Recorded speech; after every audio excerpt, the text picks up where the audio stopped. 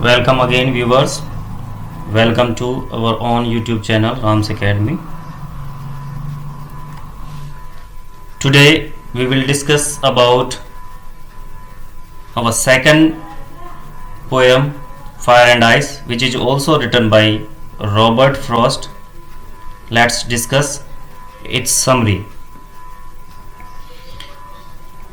Fire and Ice अमेरिकी जो poet हैं रॉबर्ट फ्रॉस्ट, जिन्होंने डस्ट ऑफ स्नो लिखी थी, उन्हीं के द्वारा रचित एक संकेतात्मक कविता है। यानी कि ये भी एक प्रकार से इमेजिनरी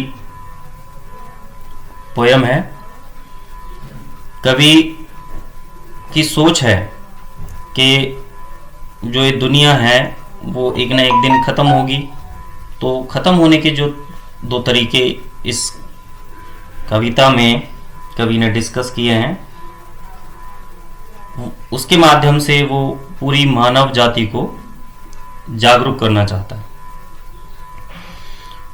कि मानव के जो बैड एविल्स हैं, उसके जो बैड कर्म हैं, उनके कारण यह संसार एक दिन समाप्त हो जाएगा। कवि कहता है कि आग और बर्फ, दो यहाँ पर नाम लिए हैं कवि ने, दोनों ही बहुत ही डेंजरस हैं।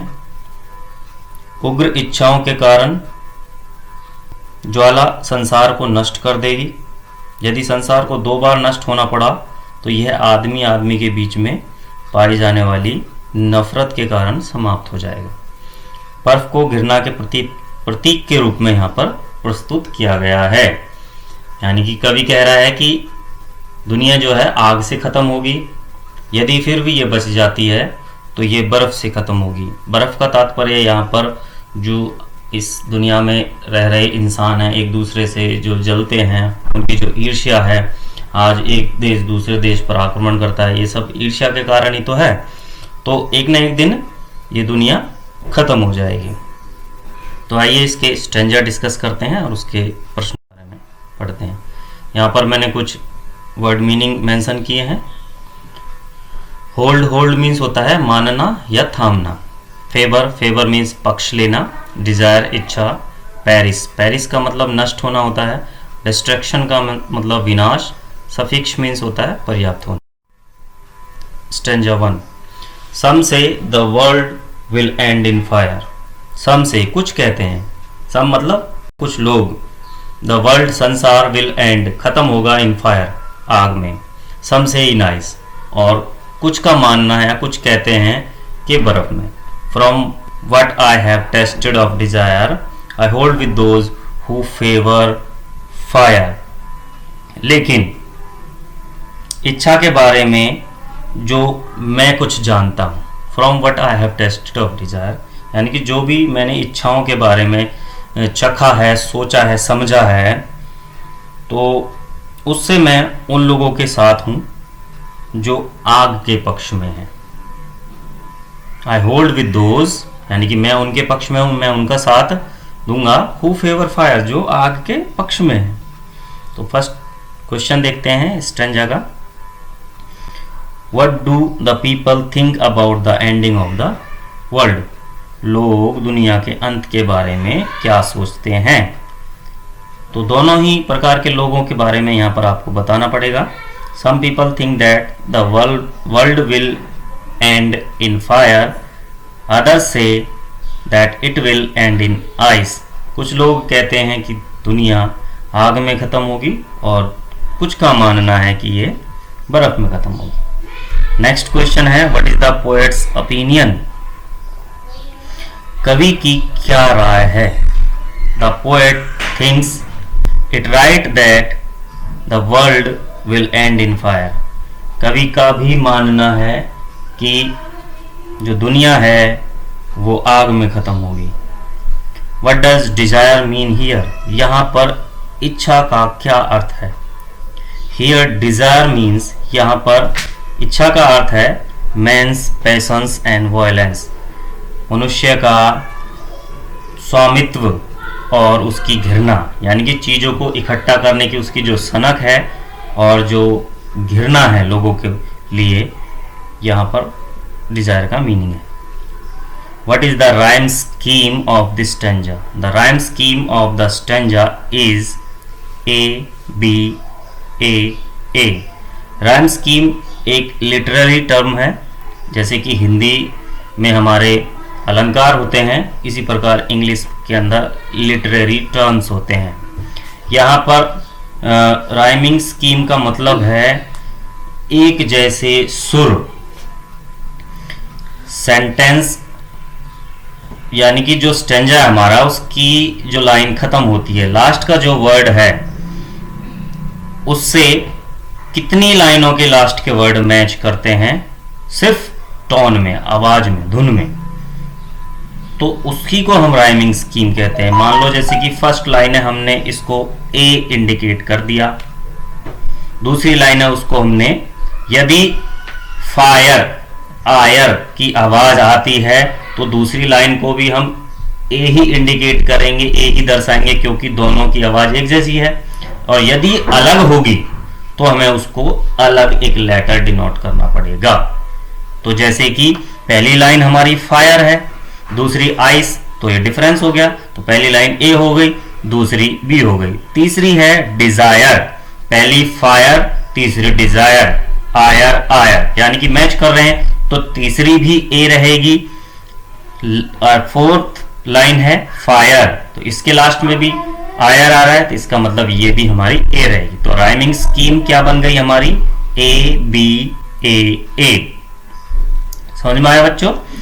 नेक्स्ट क्वेश्चन हमारा, name the poem and the poet. Poem name fire and ice and poet name Robert Frost. The name of the poem is fire and ice and the poet name is Robert Frost, यानी कि कविता का नाम है fire and ice और कवि का नाम है Robert Frost. Next stanza,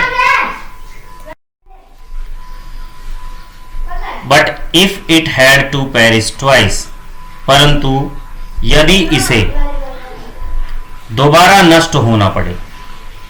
I think, मेरा मानना है, I know enough of it, मैं जानता हूं कि घृणा पर्याप्त होगी, to say that for distraction ice, कहने के लिए विनाश भी एक अच्छा, मतलब पर्याप्त है, एक अच्छा हथियार है। तो कवि दूसरे स्टैंजा के माध्यम से बताना चाहता है कि यदि इसको दो बार नष्ट होना है, तो मैं मानता हूं कि नफरत के बारे में इतना जानता हूं कि संसार के विनाश के लिए बर्फ ही काफ़ी है। दुनिया में 70% पानी पानी है, ठीक है। हाइड्रोजन बम क्या होता है, अगर किसी ने छोड़ दिया हाइड्रोजन बम तो दुनिया में पानी पानी हो जाएगा, प्रलय आ जाएगी। तो इसका मतलब वो बर्फ ही तो है। इसके क्वेश्चन देखते हैं। What does it refer to here, what does it, यहां पर इट जो है क्या संकेत करता है। Here it refers to the world, यहां पर इट जो है वो संसार के लिए प्रयुक्त हुआ है, प्रयोग किया गया है। बट इफ इट हैड, यानी कि यदि इसे नष्ट होना पड़ा, तो इट यहाँ पर संसार है, संसार के लिए इस्तेमाल किया गया है ये।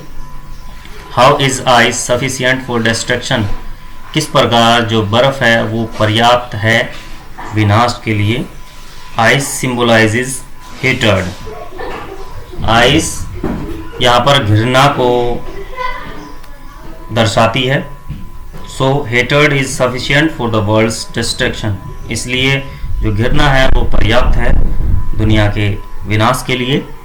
What is the main idea of these lines, इन पंक्तियों का मुख्य विचार क्या है।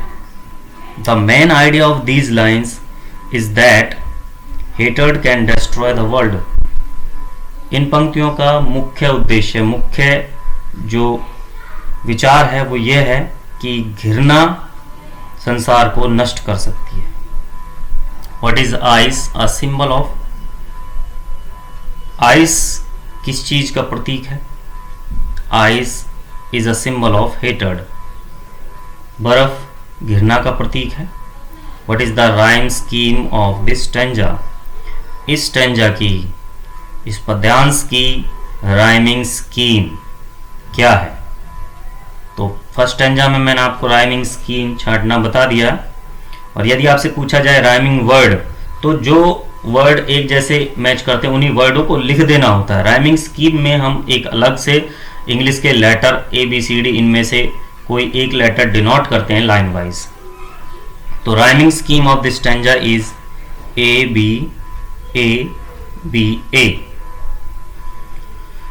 तो उम्मीद करता हूँ आपको ये पोएम भी अच्छे से समझ में आ गई होगी।